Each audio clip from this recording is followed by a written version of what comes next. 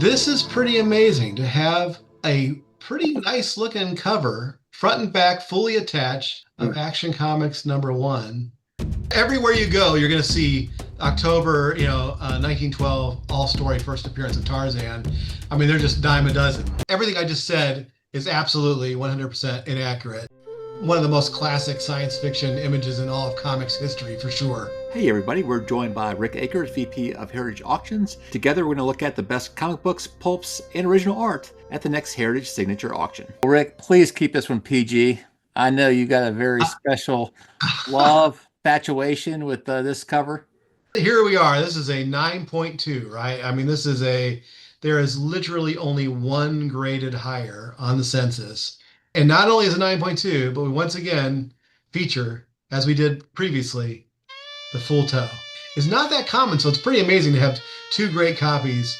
And, like we had the 9.0 before, now we have the 9.2. Blow that toe up. Blow it up. Yeah. You get the popcorn out? Wow, look at that. Impressive.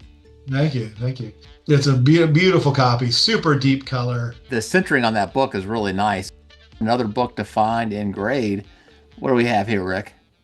We have the White Mountain Pedigree copy of Fantastic Four #1, 9.2 with white pages, coming out before the movie, which looks really promising. I'm doing the old Ben check here. One thing Ben looks at all the time is what, Ben? The monster's mouth is usually the first thing I look at, and it's typically creased or has abrasions because there's a black cover or black part of it.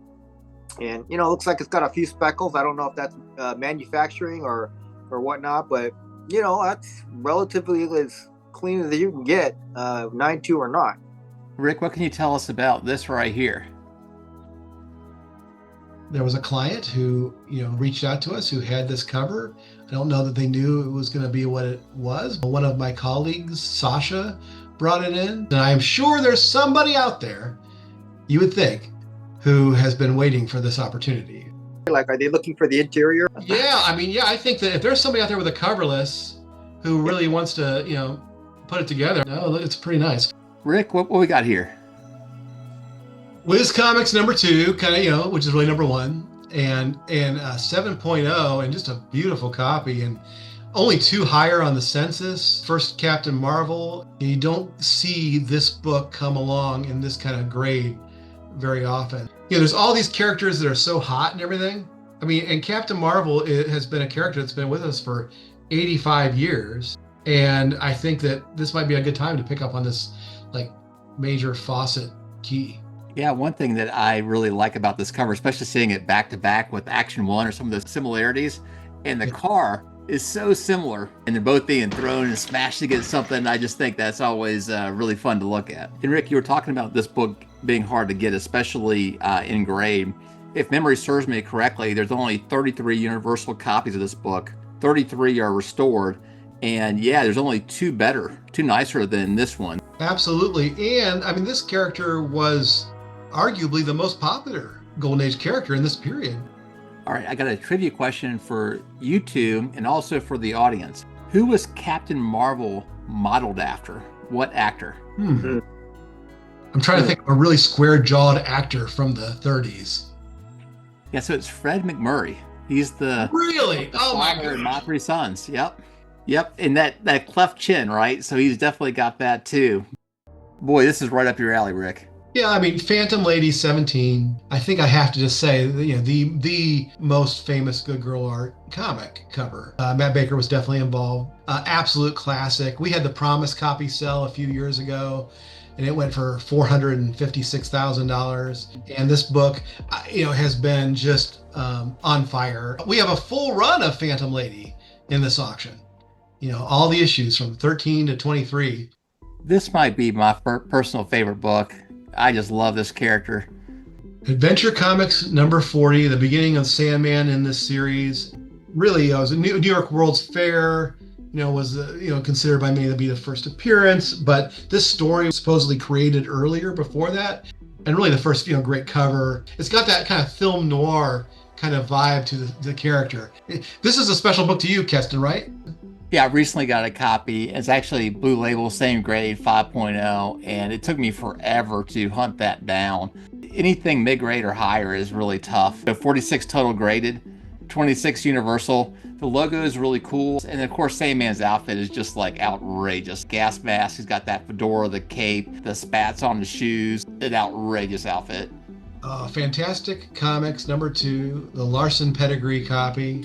This is one that I brought in. It's been tucked away. I mean, this is a book that's been in an old timer collection, never previously graded, first time to market. This was kind of one of the maybe 5 or 6 standout books in the collection where you're just like, oh, this is a beauty. And then you saw it was Larson, and you're just like, oh, right, this is gorgeous. All right, tell us about this book, Rick.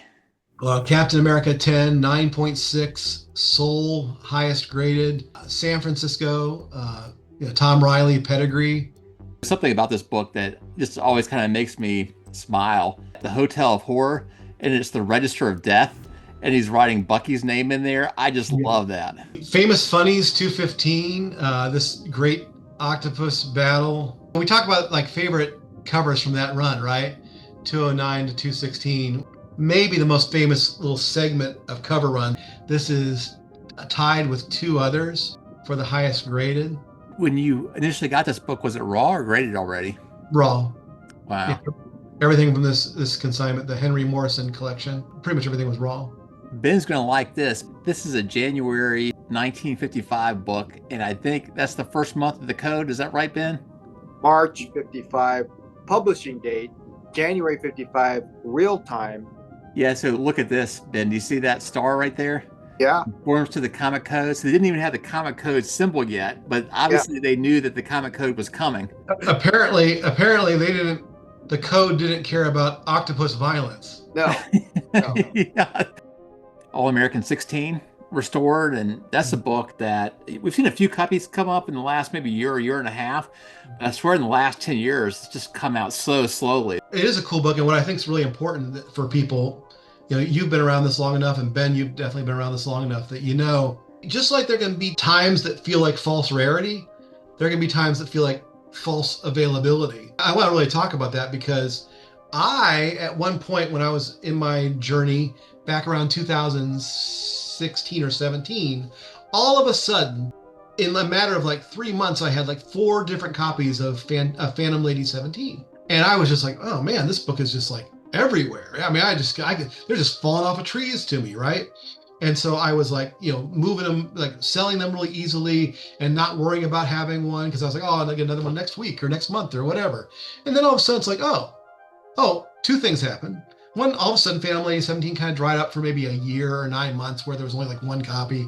And then, boom, it went from being like a book where my last 6.5 that I had back then, I sold for like $5,000 or something, maybe.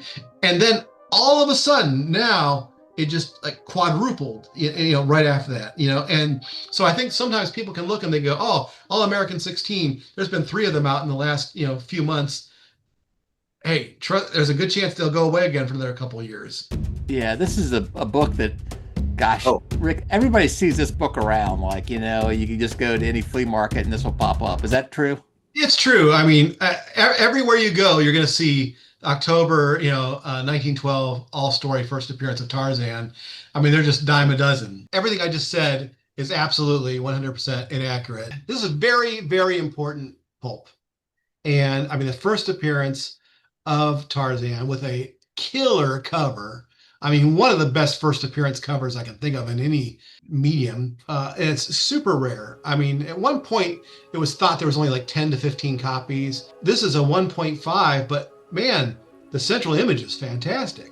I'm always amazed of how old Tarzan is. I keep thinking 1912, he's got to be younger than that, and it's amazing that he goes back, a year after the Titanic sank. The Superman of its time, Okay, this is a trivia question for Ben because I think you know the answer, Rick.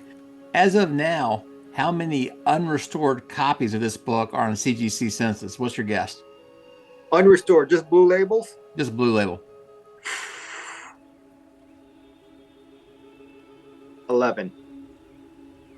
There are 2 copies This one and one higher. What's the Yeah, I take that total? with a grain of salt because pulps haven't been great that long. Here it is, 1.5 and a 6, and that's it.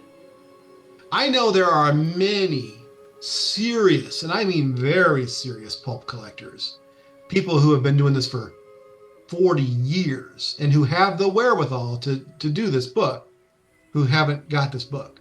One of those elusive white whales for a lot of the community. Yeah, I think we've got a couple other books that have first appearances that are way earlier than most people think. How about this one? Hey, Weird Tales 108, the first appearance of Conan the Cimmerian, who really is basically Conan as we know him. There was some slight modifications, but it's pretty much the same general character.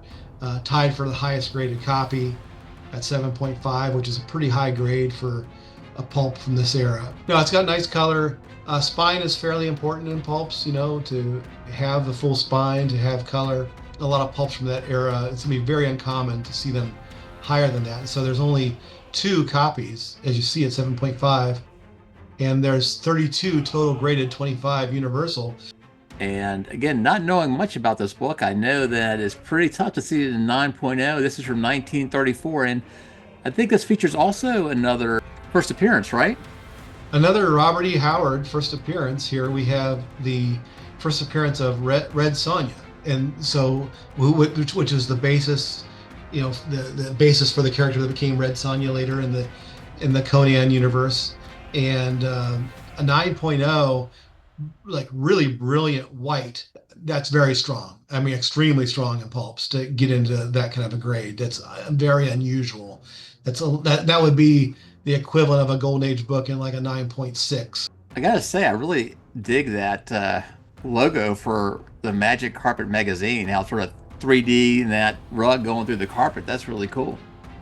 I wanted to show this one off because I told you earlier 9.0 is like a 9.6 for that era.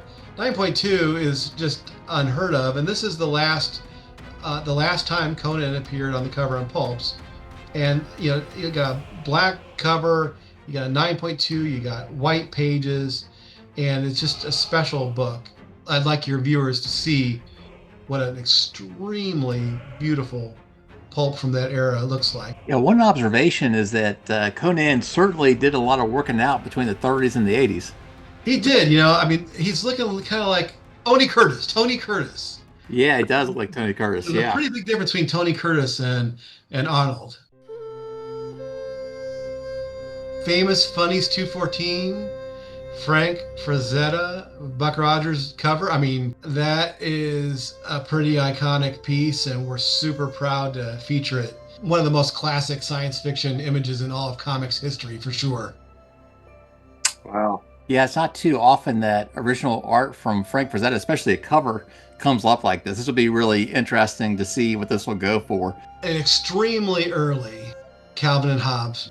I think, as most people know, there's very little Calvin and Hobbes original artwork out there available. I mean, there were pieces that he had given out to, friends, but for the most part, he kept everything and then donated it to the Billy Ireland Museum at Ohio State. And that's going to be there in perpetuity, I'm sure. The amount of pieces of Calvin and Hobbes art that are available to ever, be in public hands are pretty limited. And this one, I mean, the first alternate reality, in his head, the first Spaceman Spiff appearance, he hand colored it, and it's the first principal appearance, and it's an extremely early strip. So I think all that together, I mean, this is a really special piece. I'm not really an original art guy, but when I was looking through the original art, I was like, oh my God, that's some art, some covers I actually recognize. Spider-Man versus Wolverine. There's that like new classic Batman cover that's out there. There's at least one McFarlane piece doing Spider-Man too. So anyway, really interesting mix. If you go down that art path, it can draw you in pretty good. Rick, anything else that you would like to share with our audience? I just want to tell everyone out there, all of the people who have been clients with Heritage or who are considering working with us, that we appreciate your business. We appreciate your bidding. We love being a part of your collecting journey. And if there's ever anything you need that would make your experience better, just reach out and let us know. We do our best to help you. Thanks, everybody, and we hope to see you around real soon.